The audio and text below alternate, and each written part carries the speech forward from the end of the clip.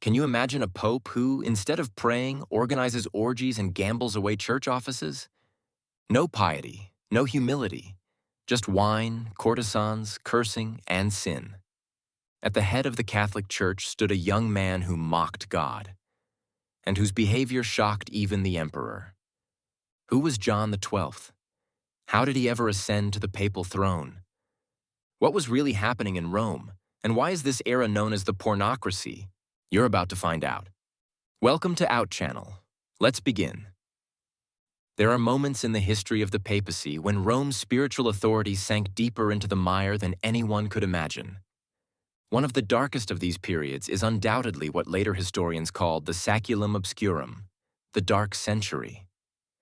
Roughly between the years 904 and 964, the papal throne was passed from one man to another, not based on holiness, wisdom, or moral strength, but according to the whims of a few powerful Roman families. In those days, the papal tiara was not a symbol of sanctity, but a prize in a political game. This era is often strikingly referred to as the Pornocracy. The term comes from Greek, porne meaning prostitute, and kratos meaning rule or power. Literally, rule of prostitutes. It sounds like a provocative exaggeration, yet it's a term historically used to describe a very real period in the history of the Catholic Church, when control over the papacy fell dramatically into the hands of a few Roman aristocratic women and their lovers, sons, and puppets. As unbelievable as it may seem, this refers to the actual state of the Roman Church, which was effectively dominated by women from the powerful Theophylact family. The most famous of them was Marozia, daughter of the Roman senator Theophylact, who, according to historical sources, was the lover of Pope Sergius III. Through such intimate ties, she managed to install her relatives onto the papal throne. And that is how, in the year 955, John XII came to power, a living embodiment of everything that made this era so scandalous. He was just 18 years old when he ascended to the throne of St. Peter, and it's said he brought his existing lifestyle with him, completely unchanged. Gambling, mistresses, drunkenness, violence, mockery of God, all became part of daily life at the papal court. If you're enjoying this story and want more forgotten tales from history, don't forget to like this video and subscribe to the channel. The contemporary chronicler Liutprand of Cremona depicted John XII without the slightest varnish, as a man who cursed during Mass, mocked the saints, organized orgies in the Lateran palace, raped nuns, and performed sacred rites while drunk. His reign was so scandalous that the emperor ultimately had him deposed on charges of sacrilege, murder, adultery, and impiety. The most notorious legend of his debauchery tells of an event in which, at the Pope's command, prostitutes were made to pick up walnuts from the floor of a public square, using their genitals to entertain the watching courtiers. While we cannot confirm every such tale with certainty, the sheer number of period sources and the consistency of the accusations suggest that the image of John XII was not simply an invention of his enemies. The term pornocracy did not originate in modern times, but in the Middle Ages, used especially by church historians and reformers who, a century later, sought to cleanse the church's structures. To them, the pornocracy represented rock bottom, a moment from which the church had to rise again. Some reformers, especially later Cluniac monks, used the word to describe the disgrace of an institution where the Pope was no longer the head of the church, but a pawn in the bedroom politics of powerful women and their lovers. To be fair, some modern interpretations look back on the term with skepticism. They point out that the idea of female rule carries a suspiciously misogynistic tone, and that the histories were written almost exclusively by men, often clergy, who were hostile to the Roman aristocracy. Nonetheless, the condition of the church at that time was undeniably catastrophic, no matter who held the reins. But to truly grasp the scale of this moral and institutional collapse, we need to look beyond Pope John XII himself and into the heart of 10th century Rome. A city part ruin, part palace, completely submerged in violence, poverty, and aristocratic power. A place where spiritual authority had been drowned out by the laughter of courtesans and the clinking of wine cups. And the Pope, Christ's supposed representative on earth, had become the master of this dark kingdom. Today, we explore one day in the life of this Pope. A day that begins not with prayer, but with wine. A day that ends not with a blessing, but with sin. Welcome to the heart of the Pornocracy.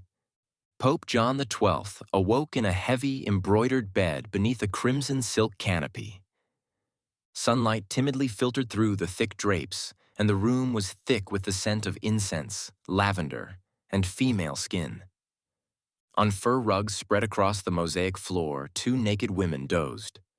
A third, already awake, sat at a mirror, adjusting her hair with the help of a maid. From the hallway drifted the muffled sounds of flutes and laughter. Servants were preparing breakfast, watered-down wine, bread, dried figs, and leftovers from the previous night's feast. At the table, a bowl of baked apples dusted with cinnamon was being set. There was no sign of prayer, no trace of morning reflection. John, his hair tousled and his eyes cloudy, sat up, rubbed his face, and nodded to a servant to refill his cup.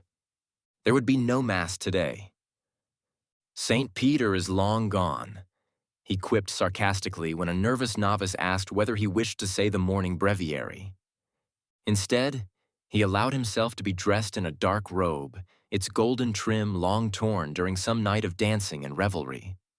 Piety in the Lateran had become nothing more than a memory, if not an outright joke. The Lateran palace, where John XII awoke, was no ordinary residence. It was the main papal court of the time, the center of church power, once the proud site of councils, and the seat of the Holy See before St. Peter's Basilica was even built. But in the 10th century, the Lateran was little more than a backdrop to faded glory, and now, a stage for decay. In that era, the Pope was no longer seen primarily as a spiritual leader, but rather as a feudal prince. He controlled lands, collected taxes, commanded armies, and forged political alliances.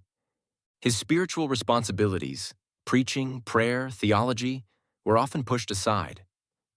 This was especially true for a pope as young as John XII, who had been installed mainly because of his family ties. The political situation was tense. Otto I, the German king with ambitions to dominate Italy, watched Rome with increasing concern. He needed the Pope's cooperation in his plan to become Holy Roman Emperor.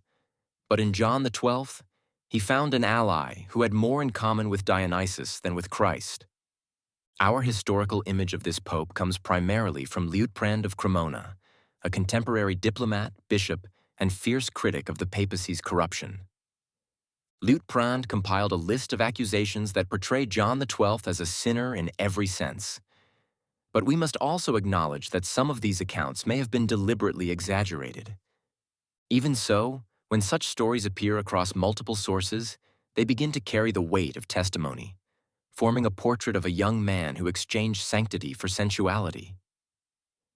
This is how the day begins for the head of the Christian world, not with prayer, but with wine, not with humility, but with naked bodies and incense that no longer carried a sacrifice to God.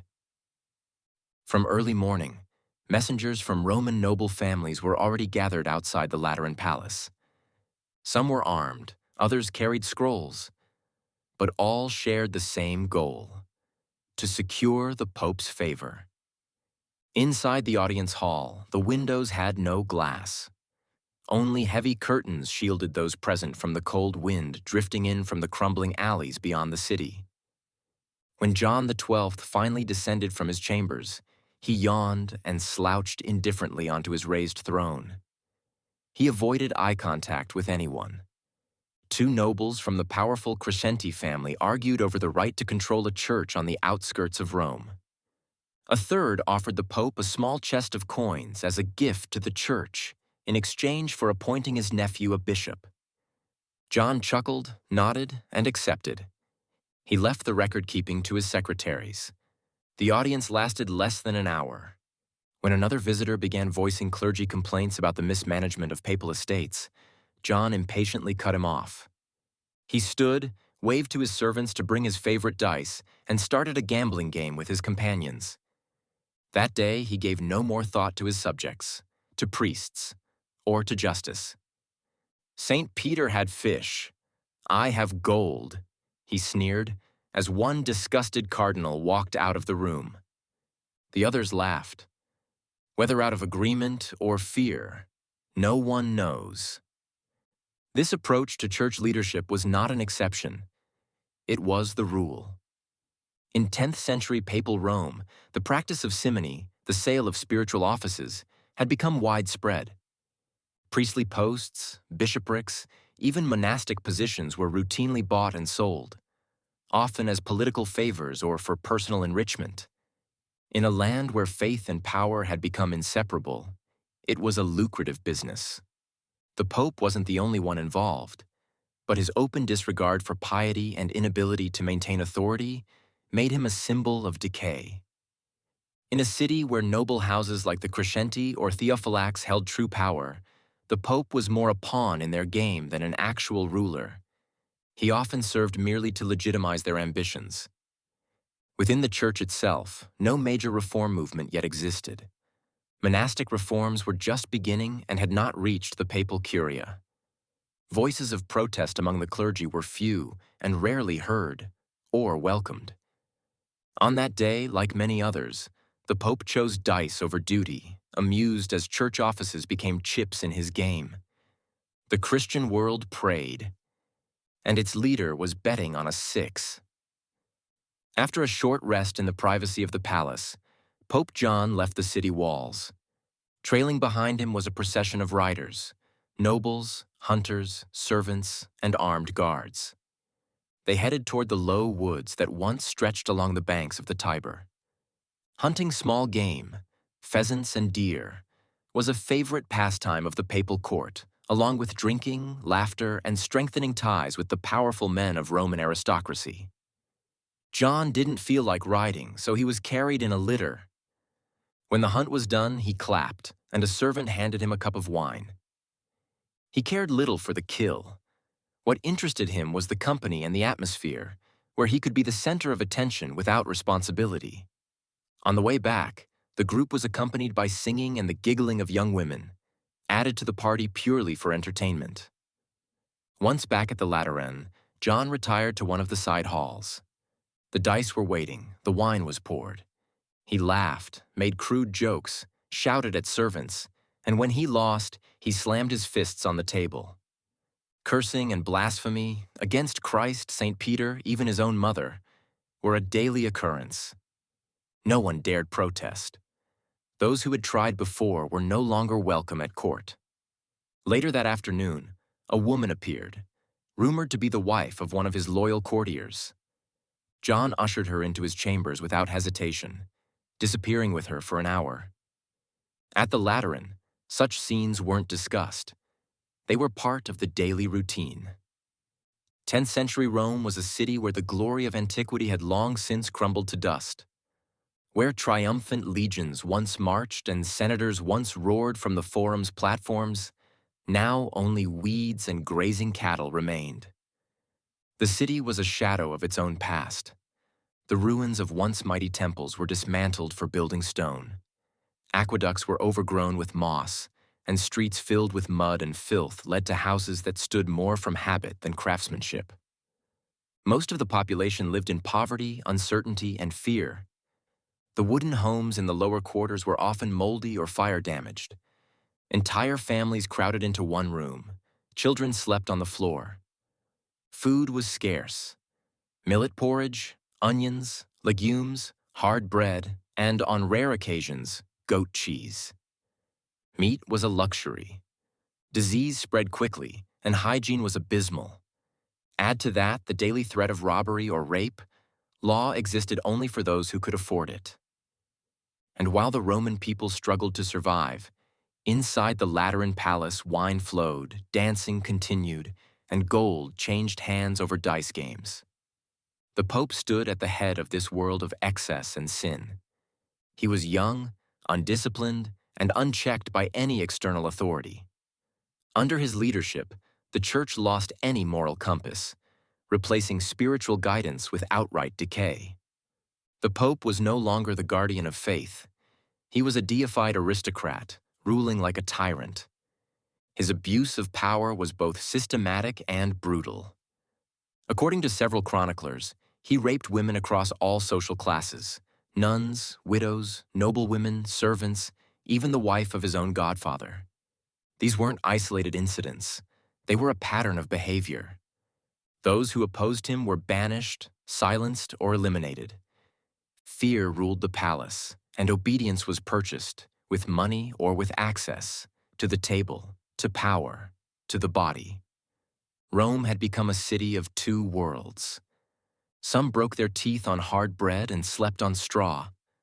Others drank from gilded goblets and gambled for church offices in dimly lit halls. The common folk had no access to this world. They only heard whispers in the streets, quiet rumors of what happened inside the Lateran. People were afraid to speak, but just as afraid to remain silent. The Church, meant to be a refuge, had become in Rome a symbol of oppression, sin, and despair. And yet, from the outside, Rome still posed as a holy city. Pilgrims arrived at the apostles' tombs. Church dignitaries visited with a show of pious dignity. Few had any idea what was happening behind the palace doors. It was an age when faith lived in the people, but died in its highest office. As night fell, the Lateran palace came to life once more. The grand ceremonial hall was lit by dozens of flickering torches. In the corners, musicians played lutes, flutes, and drums, while long banquet tables groaned under the weight of roasted meats, sweet pastries, fruit, and wine. The air was thick with incense, perfumes, and the scent of freshly grilled game. The Pope sat at the center, a goblet of wine in his hand, his gaze wandering over every detail. Beside him stood two barely clothed young women, refilling his cup whenever he made the slightest gesture. The music grew faster, the laughter louder, and with every sip, the guests' bodies loosened and spirits soared. Around midnight, a troupe of naked dancers entered the hall. Their bodies were adorned only with golden ribbons and ash. Each bore a painted cross on her forehead, a mockery of religious consecration. They began a sensual dance in the center of the room, slowly shedding even their final ornaments. The guests applauded. Some threw coins, others joined the dance. At a certain point, the Pope rose, raised his cup, and proclaimed loudly in Latin, "Exe regnum meum!" Behold, this is my kingdom. At that moment, the dancers knelt before his table and kissed his feet. It was a celebration of power, not faith.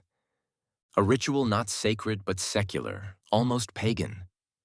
The feast went on late into the night. From within the palace echoed laughter, shouting, music, and cries of pleasure. And though no chronicle records exactly what happened behind the thick curtains of the Pope's bedchamber, one thing was certain. The Lateran had long since become a place where sin was not condemned, but consecrated. One of the most shocking and often retold legends about Pope John XII speaks of a night when the festivities at the Lateran surpassed all conceivable bounds of church dignity. According to both contemporary and later accounts, John, surrounded by his courtiers, advisors, servants, and friends, ordered that prostitutes from all over Rome be summoned to the palace for a special form of entertainment. When the women had assembled in the grand hall, they were instructed to participate in an outrageous and degrading game. Walnuts were scattered across the floor, and the papal court, including John himself, watched with amusement as the women, many of them completely naked, attempted to collect the nuts using their genitals. This was no spontaneous grotesque farce. It was a deliberate act of humiliation and decadent cruelty, meant to amuse the men present and demonstrate the Pope's absolute power, not only over the Church, but over bodies and human dignity. Whether the walnut story happened exactly as it's told remains a matter of debate. But the fact that such a tale took hold and endured for generations, even among educated, reform-minded clergy, says a great deal about how far the papacy had fallen. In the minds of contemporaries, the Lateran had ceased to be a place of sanctity and had become a place of scandal.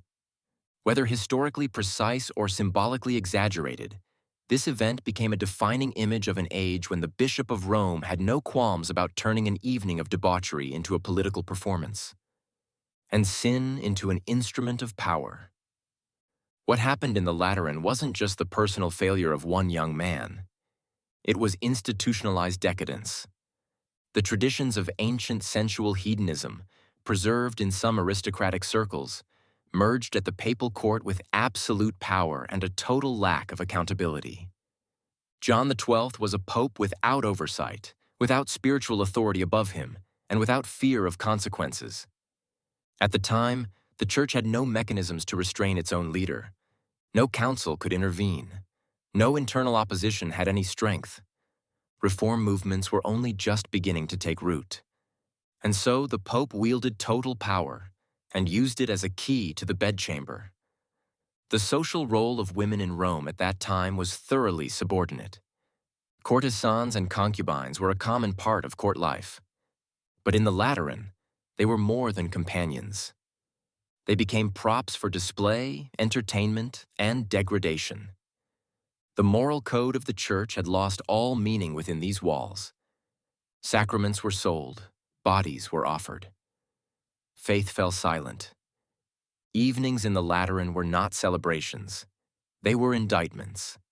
Indictments of a papacy that had abandoned its mission and surrendered to lust, violence, and domination. In a land where God was supposed to rule through his representative, it was Venus who danced in his place. And the whole city applauded. By late night, the Lateran had fallen silent. The candles burned low, the music had faded, and the guests had either dispersed or collapsed in alcoves throughout the palace. John XII lay in his private chamber, where the air was still warm and smelled of incense and wine-soaked linens. 2 young women shared the bed with him, one asleep with her head on his chest, the other draped across his leg, her hand resting on his goblet. John breathed slowly, unevenly. His eyes were half closed, lips slightly parted, with traces of wine and honey at their edge. He had lived through another day of power, a day without prayer but brimming with desire. But in his dreams, no courtesans came, no triumphs, only the blank faces of saints who stared at him in silence. And in the distance, a strange noise stirred him. The grinding of chains, the echo of moans, and a heat that crept beneath his skin. The debauchery and godlessness of John XII were so public and flagrant that they provoked action even outside the Church. In 963, Emperor Otto I arrived in Rome. It was John who had crowned him emperor, but now the Pope insulted him, betrayed him, and defied his authority. Otto's outrage reached its limit. He took an extraordinary step. He summoned a Roman synod, a council of bishops with the power to judge serious ecclesiastical matters. At the synod, John XII was charged with more than a dozen major offenses: sacrilege, murder, rape, blasphemy, gambling, and selling church offices. The synod formally deposed him. In his absence, a new pope, Leo VIII, was elected.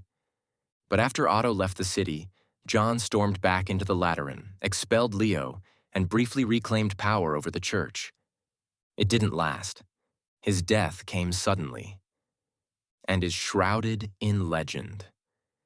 According to one version, he was caught in the act of adultery by the husband of his lover, who beat him to death in a fit of rage. Another account claims he died of a stroke during sexual intercourse. The official record gives no cause, only stating that the Pope died suddenly, at the age of just 27. His legacy in history is more than just a personal tragedy. John XII became a symbol of the Church's total moral collapse, so blatant that it shocked not only clergy, but also lay people, nobles, and even the emperor. His papacy revealed a painful truth. When the papacy loses its spiritual authority and becomes a plaything of aristocratic power, the Church loses not only its strength, but its very purpose. Scandals like John's were part of what gave rise to the first great reform movements. From monastic centers like Cluny, from the Holy Roman Emperors, and later from voices that demanded a return to moral discipline, purity, and true service to God. John XII was the worst pope of his time, and perhaps the worst in history. But that's exactly why his story forced the Church to look up from the mire. His name lives on, not as a saint, but as a warning. After a story like this, silence is not what remains. What remains is a bitter aftertaste. And a question.